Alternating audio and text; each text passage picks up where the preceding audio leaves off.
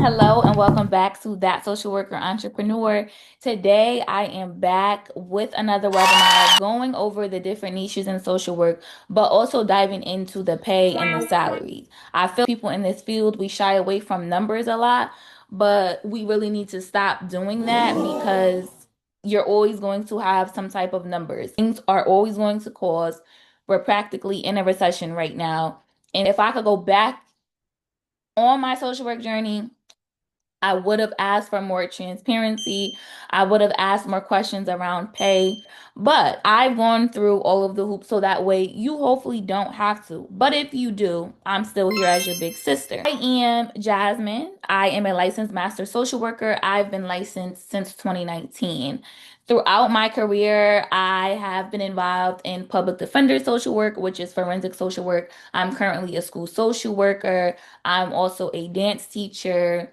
I have done private practice for a little while. I've done community-based criminal justice work. I've been a case manager. So I do have several different avenues underneath my belt. And I do think that makes you more marketable, and being able to articulate your skills, articulate the impact that you've provided definitely is important in this field. Let's talk about school social work, right? Because that's where I am currently. Social work, for the most part, you need your master's degree. You might need your license as well as school social work certificate. Things differ from state to state. So always check within your jurisdiction, wherever you live, your town, your community. You want to always make sure you are checking there first. What do school social workers do? So, school social worker, I am working with students, so servicing students who have IEPs and who may also have 504 plans. I am responding to crisis. I am completing social work assessments, which involve observing a student, interviewing a student, speaking to the parent, speaking to the teacher. There's multiple parts involved in a social work evaluation. You are constantly required to do documentation, notes. You're working with children. So whenever you are working with children, liability is higher. And so you always want to keep that in mind. As somebody who did a lot of work with adults, coming to school social work was an adjustment for me, and it was different for me, and it was a little bit scary because, again, when you are working with children, the expectations are higher. Legality wise, you need to just make sure you are doing everything that you need to. Starting salary for school social work is around 50, and you can go upwards 75, 80,000, maybe even 100K depending on where you are. I am not at the $50,000 range, which I wouldn't even have accepted due to the experience that I have. So I am kind of in the middle, I would say, which is helpful, right? I'm always grateful. I'm always counting my blessings. But when I think about my life, the things that I want to do, the things that I don't want to do, this is not a place where I'm going to stay forever. And that's okay. So the burnout, I will say, is high in school social work. We are overworked, and I will say we are also underpaid. Some of the good things, you get to provide an impact. A lot of times you do get to see your actual impact unfold. You also get the summers off if you choose. You have scheduled breaks, right? Snow days. So again, I am in my second year of school social work. This is definitely not a place that I will stay forever. I don't think there really is a place that I want to stay forever, if that makes sense. Next, we have clinical therapy, the LCSW track. As a LCSW, you can do a host of things. You don't just have to do therapy. You can create your own products. You can do speaking gigs. Like I said, you can write your own book. You can create curriculum. You can do forensic evals. You can do custody evals. You can provide clinical supervision. There's so much that you can do with your LCSW. So the starting pay for an LCSW, depending on where you are at, is around 60,000, and you can go upwards of 120, 130, $140,000. Again, depending on where you are and depending on what exactly it is that you're doing. So LCSW journey is not easy. I'm still on the grind to get this license, getting ready to retake my test for the third time. I always say if you want something, you'll get it. Like if you want something, you'll get it. I hear a lot of people say, "Oh, I wish I did this sooner. I wish I did this later." That nursing degree is still the same nursing degree. The social work degree is still the same social work degree. Whether you get it when you're 25, whether you get it when you're 35. So always keep that in mind. And again, if you want something, you will get it. I remember being an undergrad. I minored in criminal justice, and I remember my professor telling me something that he told his daughter. And what he told his daughter was, if you want something and there is a wall or there's a door, then you will kick down the door or you will kick down the wall. So I will keep you updated on my journey because I am actively navigating this. With an LCSW, you do have to, you should always be making sure you're on top of your documentation, but that is a big piece, a big part of that. And also dealing with insurance companies. Some people are private pay, meaning they don't take insurance. So it's all up to you. You have a lot of creative freedom when it comes to your LCSW. You just want to make sure you are staying within your guidelines. Medical and hospital social work really deals with a lot of discharge planning, crisis support, case management, and things of that nature. I do not have any experience in hospital social work. However, I did land a second interview over a year ago, and I did not decide to take that job because I didn't feel like I wanted to try out hospital social work at that time. I do think I have grown more since then, and I've opened my mind, and I've been through so much since that interview that I would give hospital social work a try. So who knows what the future entails for me. Comes to hospital social work, the starting salary is roughly around 60K and can go upwards of 85K, 90K, again, depending on where you are at. Hospitals are fast paced, and as somebody who lost my dad when I was 6 to cancer, I never liked hospitals. I don't like hospitals. Also, as somebody who recently lost their grandmother, and I've been in and out of the hospital for like the past like 2 years of my life, it's a touchy subject for me. And so you have to know yourself within this field. I think when we're in school, when we're in undergrad, when we're talking with our professors and stuff, it's a lot of things being thrown at us, but you really need to take the time to dissect the information and see how does it align with you, or maybe it just doesn't align with you, and that's okay. But you really need to know yourself before you get into this field. And I can't stress that enough.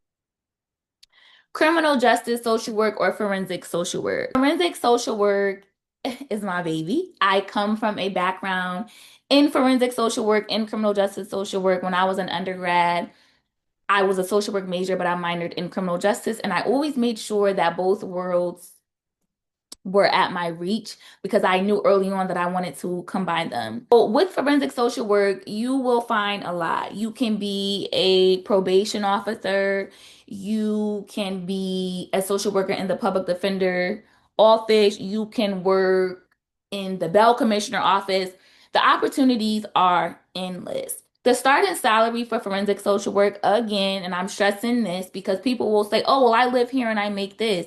You're absolutely probably right. However, I live here and we don't have that salary. That salary is not being offered here. Starting salary for forensic social work starts at about 50K and can go upwards maybe 80, 90K, depending on where you're at, depending on what you're doing, depending on how many years of experience you have. What does forensic social work look like? Well, when I worked in the public defender's office as a social worker, I worked as a part of the legal defense team. I was a part of a team with other attorneys and an investigator. And so I was only pulled in on the case if the attorney felt like I would be able to provide some type of impact that would help the client. So every client that came into the public defender's office was not my client. I had to be pulled in on the case. As a public defender social worker, I intervened during crisis. I helped clients prepare for court. I wrote mitigation letters, which really details the client's life, their history, their social history, their family life, really trying to humanize the client on paper. So that way, when a judge sees, oh, this client is charged with robbery, they're not just seeing the charge, but they're also getting a background of who this person is. Difficult working with attorneys because they come from a different cultural background, and they don't have the same ethics as us. I am a mandated reporter. As a social worker, attorneys are not mandated reporters. So that can blur lines, that can cause some confusion. Ultimately, I left the public defender's office to explore a different niche in social work, but I also didn't like the way that I was being treated. So, all in all, I'm always grateful for my experience. I met some really great people, and I will also speak my truth when it comes to the way that I was treated. But ultimately, the criminal justice system is a system that needs to be dismantled, and I'm never changing my stance on that. Macro policy program development. This is where I'm leaning towards as I continue to grow older in this social work career. So macro social work is where you are going to find a lot of your policy social work, a lot of your evaluations, a lot of leadership, consulting, all of that good stuff is where you're going to find that in macro social work. The starting salary for macro social work roughly 70,000 can go upwards of 100,000 or 120,000 depending on where you are. If you are in a hot spot like the DMV, I expect that your salary is going to be much higher than somewhere like Connecticut. DMV is the hot spot for everything criminal justice and macro social work, in my opinion, which is why I went to Howard University to get my MSW and to just be able to gain experience down there. It's less direct client work when it comes to macro, but you're doing a lot of writing, a lot of editing, a lot of reading, and it requires a lot of communication skills, which is a skill that we utilize throughout different environments within the social work field. This is where a lot of burned out social workers end up in macro social work. So when I was in school and people were talking about starting out in macro social work, I'm like, why would you want to do that? Like, I want to talk to clients. I want to be able to see clients face to face.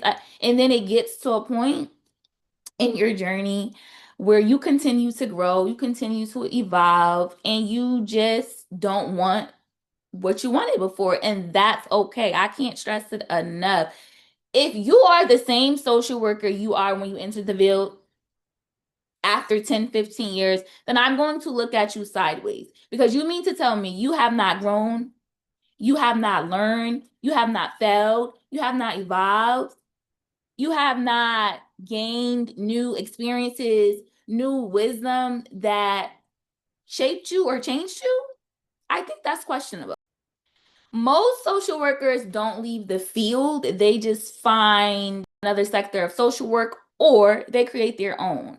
And that's where I'm leaning towards. I'm getting ready to be out for the summer for school social work. Thankfully, I did land a summer school social work position, and I'm grateful.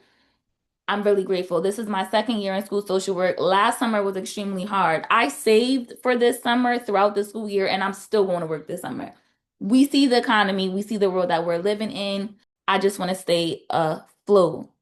If this webinar has helped you, if you have any questions, if there's anything else that you want to see from me, that social worker entrepreneur, please let me know. I'm always happy to pour into you, share gems with you, answer your questions. Because when I was growing up, when I was in undergrad, even though it wasn't that long ago, we didn't have access to this much information. I didn't have somebody where I know that I can ask them real raw questions and they would give me real raw answers. Feel free and make sure you are following us on YouTube, following us on Instagram at that social worker entrepreneur as well. And I can't wait to see you on the next webinar.